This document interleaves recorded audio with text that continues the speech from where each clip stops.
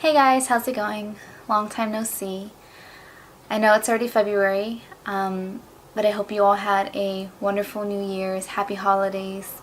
2018 for me was just a horrible year in general, the worst in every possible way. And 2019 didn't really start off the way I anticipated it was going to start off. It was rough to say the least, and that has to do with my relationship with Angel, my boyfriend. I'll probably talk about that in a separate video, but yeah, it's been hard. It's been hard, and I haven't really been active on this channel for that reason. I've just needed time to grieve and figure out myself and everything, and it's just been a lot of crying and anger and confusion because I really didn't know what to do. But I'm healing, and for the first time in a really long time, I feel happy and I feel hopeful for a lot of different reasons. And I want to be able to move forward with my life and continue to do the things that I love, and that includes this channel. In order for me to be able to do those things, I feel like I need to sit down and talk to you guys about everything that happened with my mom, just because I base this channel on a lot of openness and honesty, and just always being very upfront with you guys about what it is I'm going through. And what happened with my mom is something that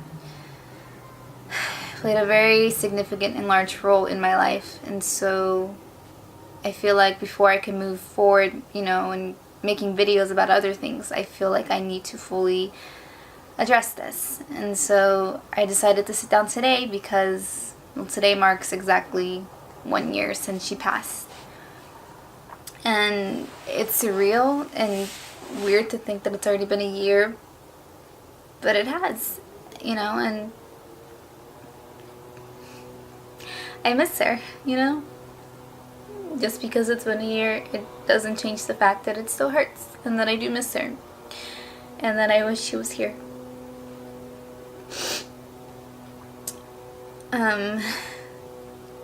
For wondering, there's probably going to be a lot of crying and shaky voice throughout this video because it hurts. I miss my mom each and every day, and more so today. But oddly enough, she was very supportive of my YouTube channel. I don't know why, but she used YouTube a lot. She was a big fan of cooking channels on here. She was subscribed to a lot of cooking channels and vloggers, a lot of vloggers as well. So she knew about YouTube. She knew how to use it, how to subscribe and and she was very supportive of me doing these videos, and I want to continue to do those things because I know, that she wants the best for me, and she wants me to be happy and continue my life. So I guess I will just start from the beginning. My mom was initially diagnosed with stage 4 colon cancer back in 2012. It started as a pain in her lower right, the lower right quadrant of her abdomen. I think it was the lower right, yeah.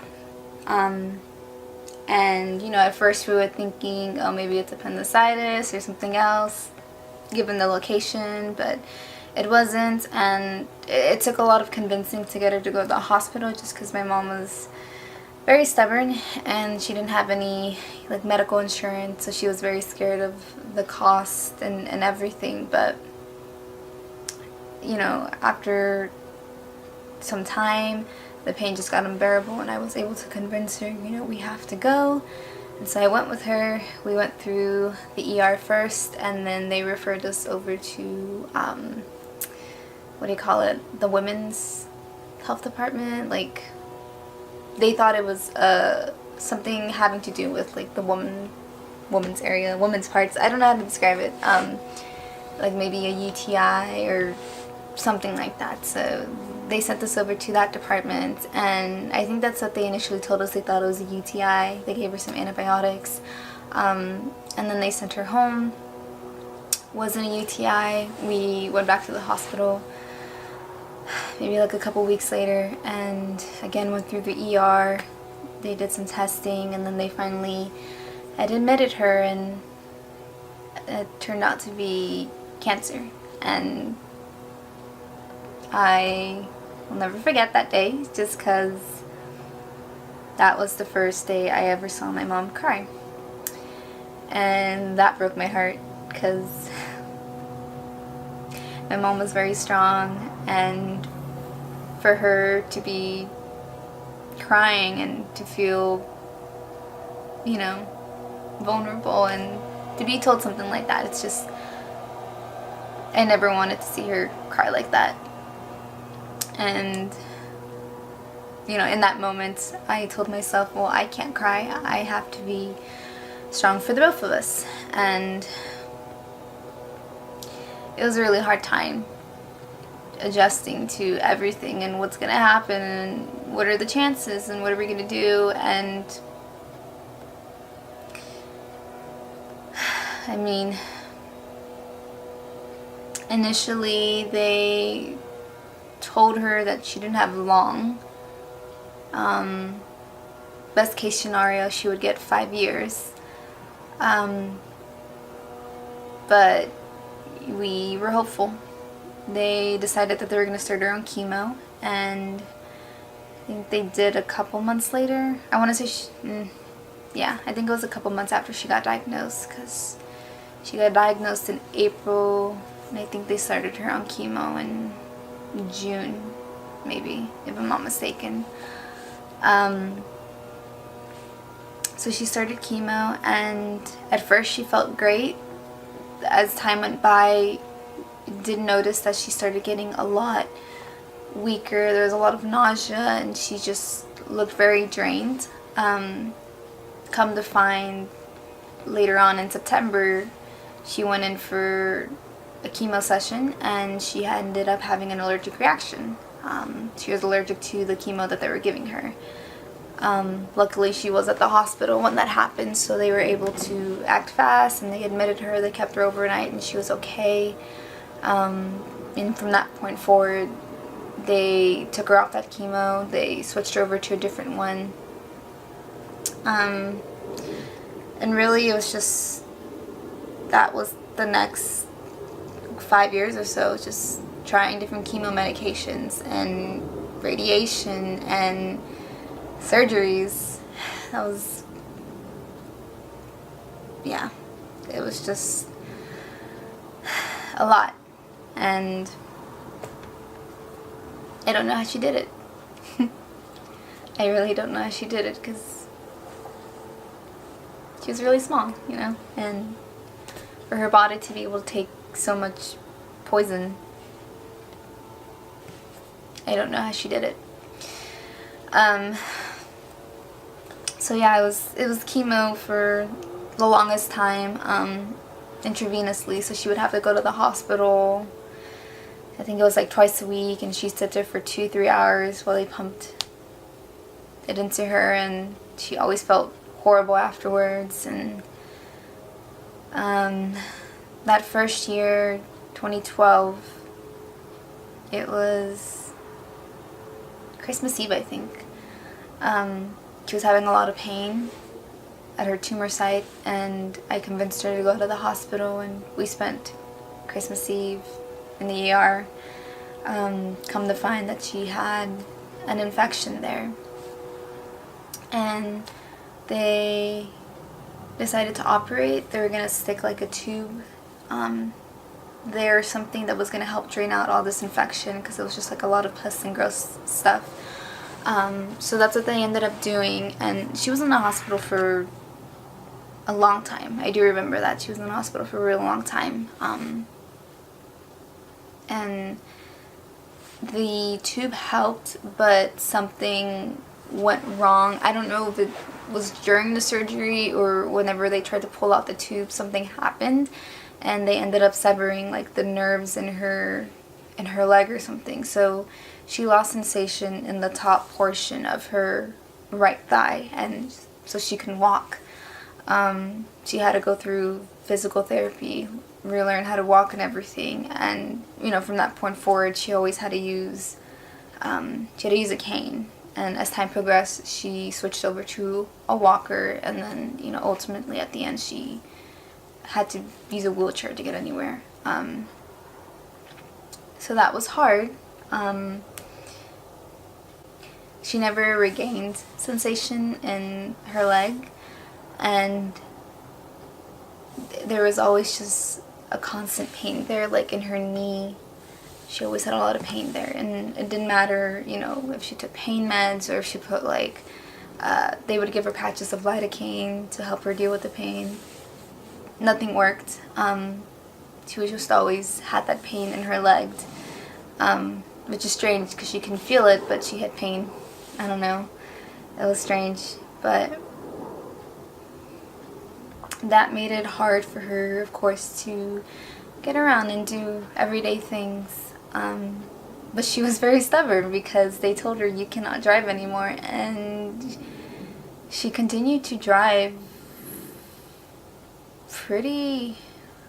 a few months before she passed, she was still driving. She really shouldn't have been, but she was, and I don't know how she did it, but yeah. She's really stubborn.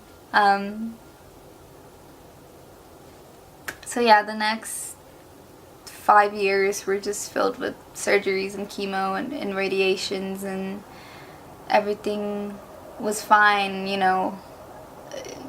chemos, well, certain chemo meds would work for her and certain ones didn't, so we tried everything. And I can't remember how far into her journey they decided to stop doing intravenous chemo, and they switched her over to chemo pills.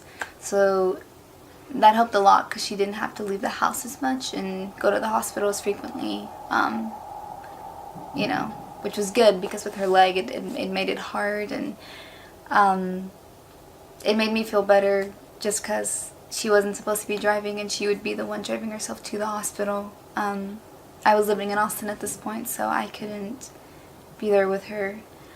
But yeah, they switched her over to chemo pills, and those worked for a while, and everything worked for a while. I'm thankful that she was able to make it as far as she did. It's just kind of sad because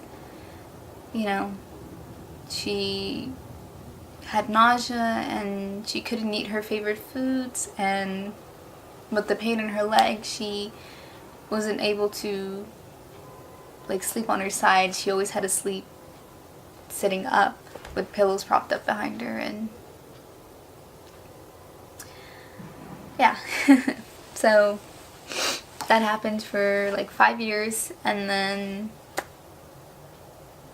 come 2018, her oncologist basically told her, we've exhausted all our resources, we really can't do anything else. The only thing that we can do is maybe look for a clinical trial, something experimental, see if we can get you in.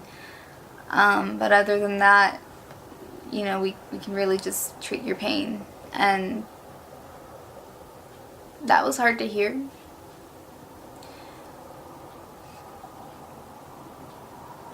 It was really hard to hear because it's well, don't give up on my mom, That's my mom.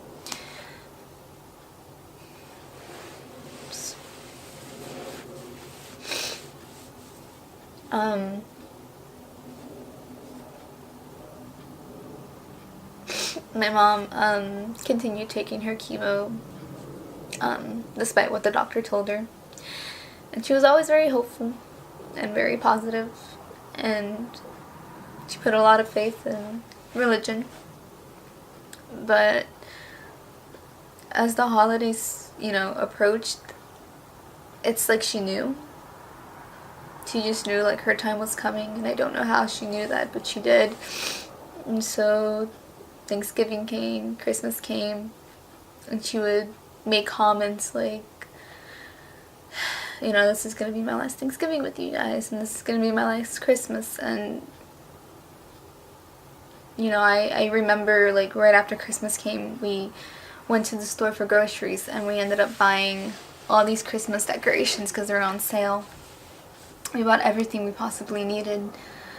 And she told me, like, well, you know, you have everything you need for next year. I know I'm not going to be here with you, but you'll have everything you need to set up the tree all by yourself.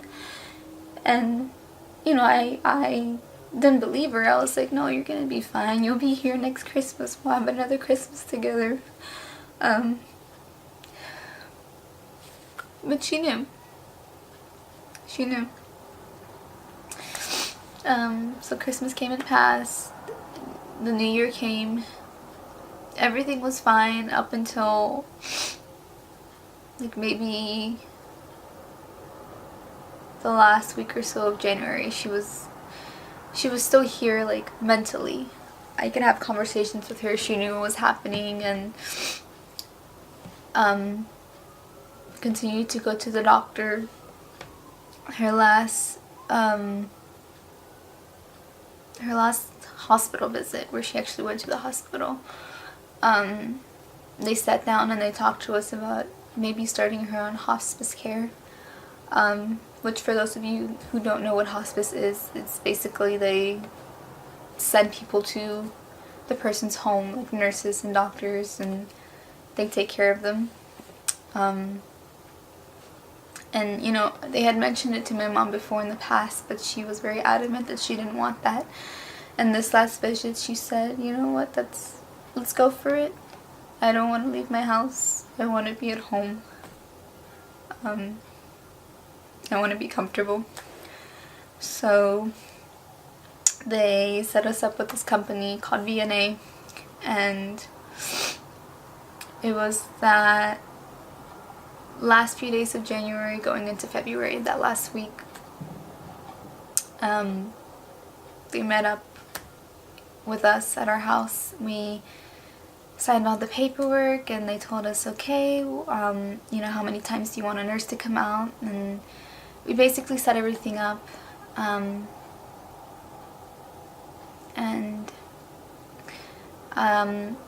they gave me something called I think it was called a comfort box. It's basically just a box of medications, like I think it was like 5 or 6 different medications.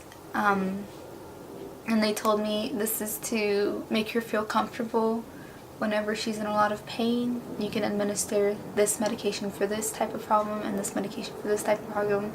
Basically walked me through what I would need to do if it ever came to that.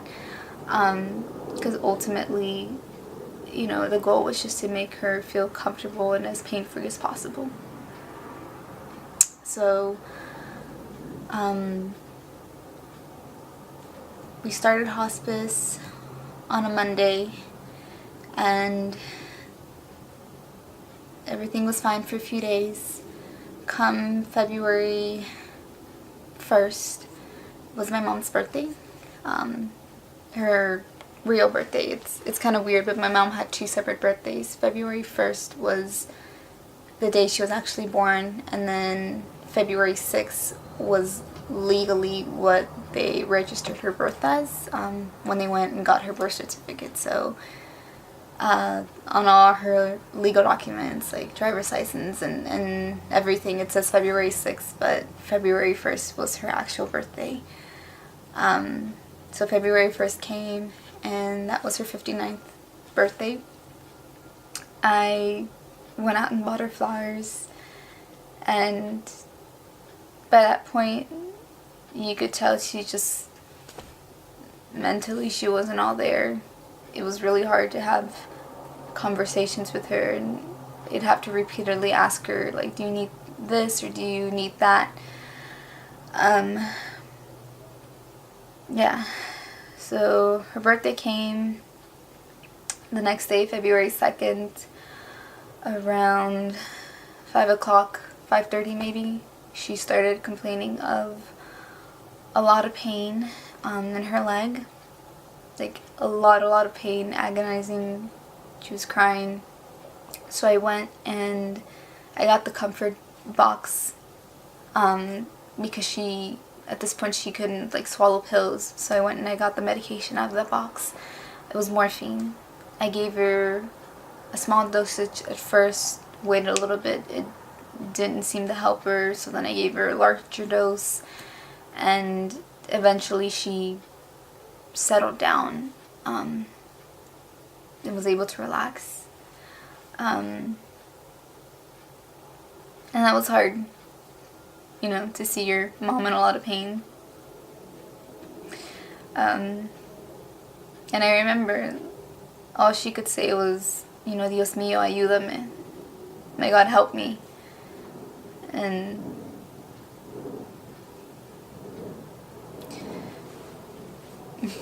that was the last thing she ever said. So I gave her the medication and she was relaxed and okay, and I needed to go run an errand really fast, so I told my brother, I'll be right back, keep an eye on her please. I went, I was gone maybe 30 minutes, I came back, and she was still okay, she was still resting, and I didn't know what to do, so I just sat there at her bedside, and I cried, and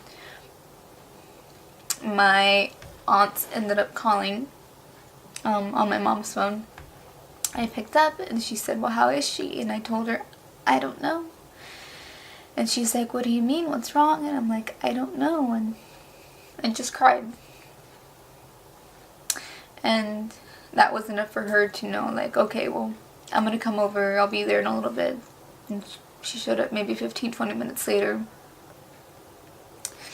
And she sat there with me, and we decided to call one of the hospice nurses and have them come out and take a look at her.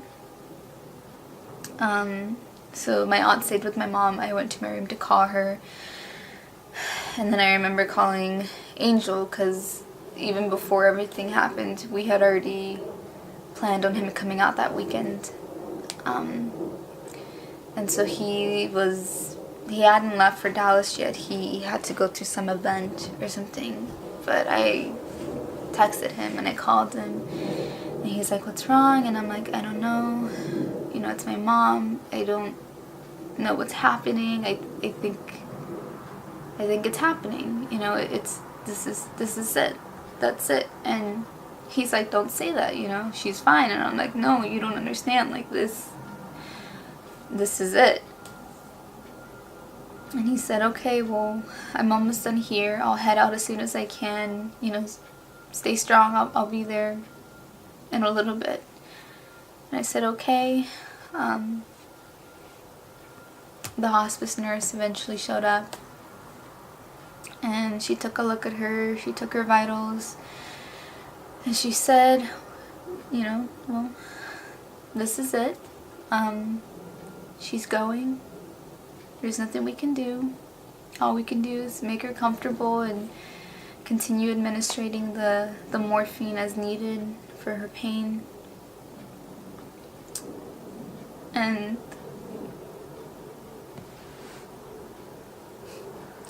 it really hurt to hear that.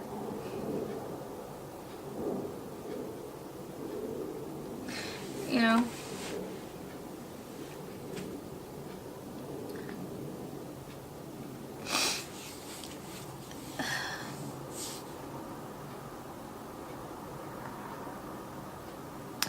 so we just sat there with her for, you know, the next few hours.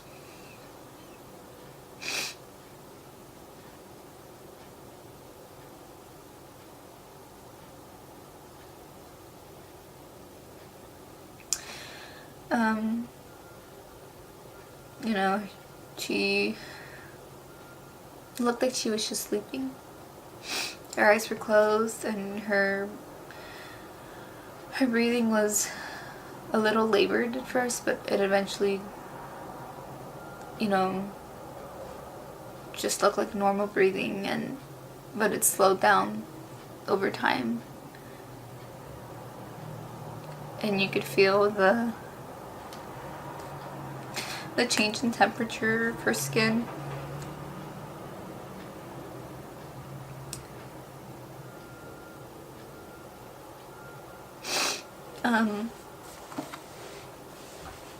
Angel eventually showed up maybe like around 2:30. And my aunt said, okay, well, you're not here alone. I'm gonna go home, try to sleep a little bit. I'll be back in the morning, so I can sit with her and you can go to sleep. And I said, okay. I said goodbye to her. Angel and I stayed with my mom. And within the hour or so, she took her last breath.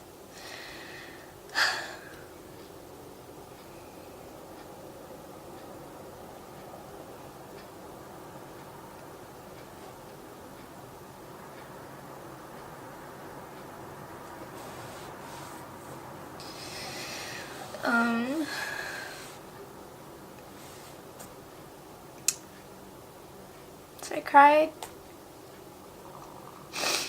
and said my goodbyes. And I called the hospice people, and they told me they were going to send somebody out because they had to officially pronounce her dead. So I did that. I called my aunt and I told her, she's gone. And she came over maybe 20 minutes later. She woke up my brother, told him what happened. The hospice nurse showed up too, and she declared her, dead. Started all the, medical or the paperwork and contacting the funeral home and all that stuff. And I know my mom had already made preparations for everything, so I was looking for the documentation of that and just trying to get everything figured out. Eventually they sent the funeral people, whatever you call them, and they took her body. I set up a meeting with them to talk about the final arrangements, and that was that. It was a long night. I didn't end up going to sleep till like 6 or 7 o'clock that morning, and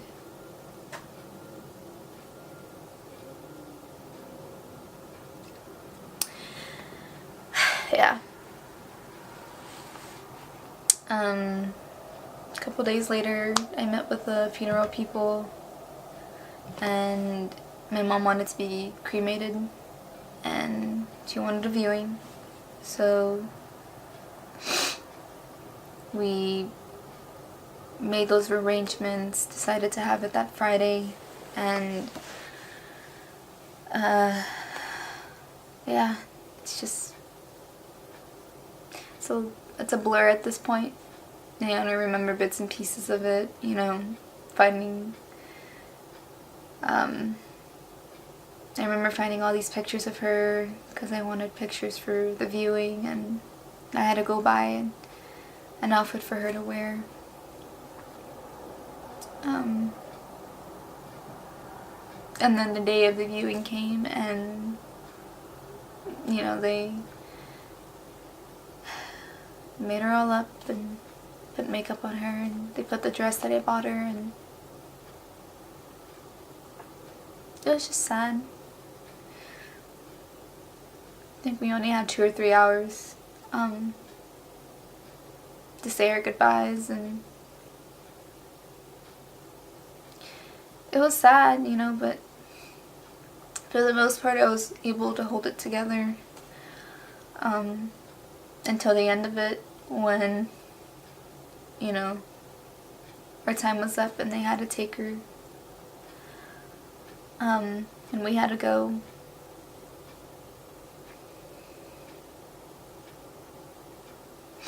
And I just remember leaving, and I was with Angel and my brother and his girlfriend, and I just remember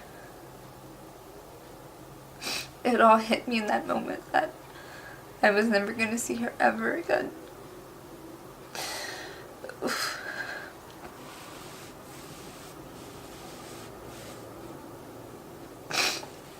Ugh.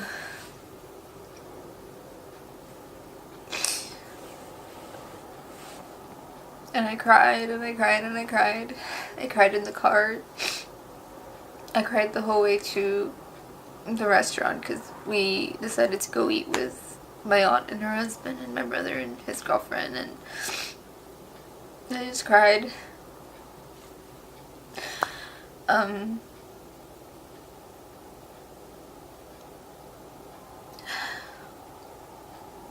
It was hard. It was really hard, and the next few months were really hard and just a lot of crying, and I slipped back into my depression and I just didn't know what to do, and yeah.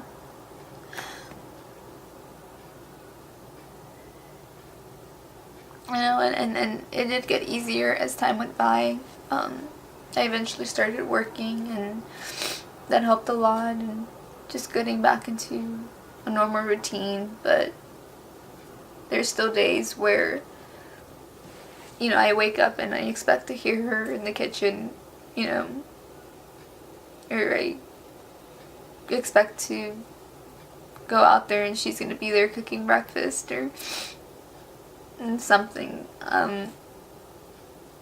And that sucks, just because I wake up to a quiet house every day.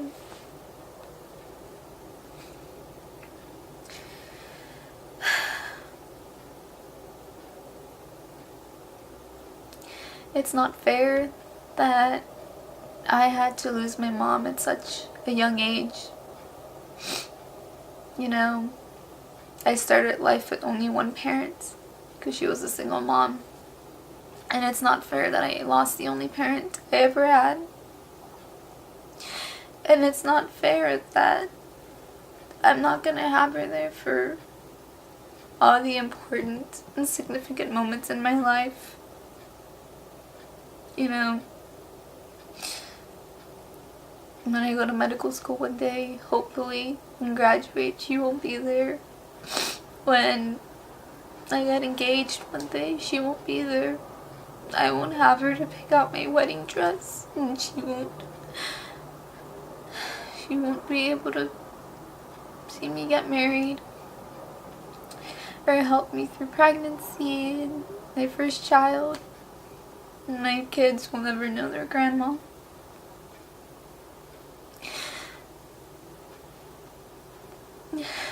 It hurts so much. But at the same time, it's comforting knowing that she's no longer in pain. It really is. She's finally at peace. She can finally rest. And I miss her each and every day. And I wish so badly that I had her here with me. But I know she's still watching over me. I know she's here with me.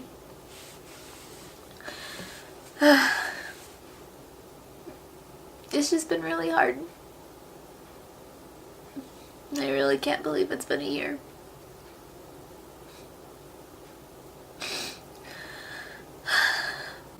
So that's all I have for you guys. I don't really know what else to say.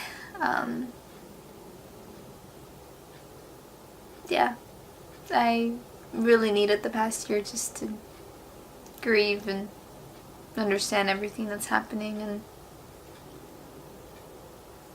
you know, I hope you guys understand. If there's anybody out there who is going through a similar experience, my heart goes out to you. And feel free to reach out to me if you need someone to talk to. I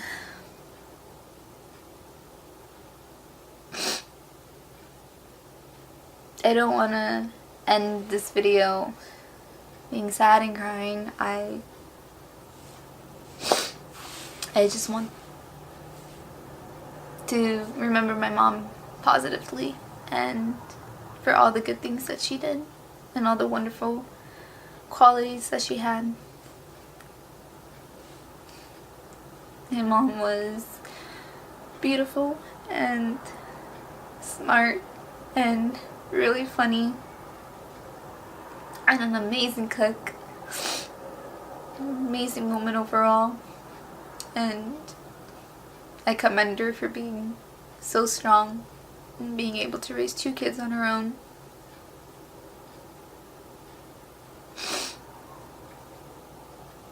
I love her and miss her each and every day.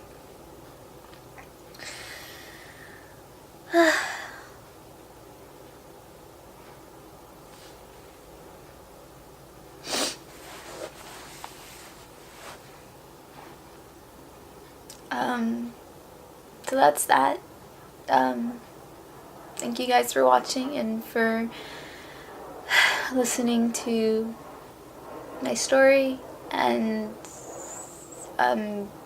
hope it makes sense and it's coherence, because I really didn't know how to go about making this video. I tried to sit down and just plan it out, and I just couldn't figure out how to tell it. And so I figured, you know what, let's just wing it.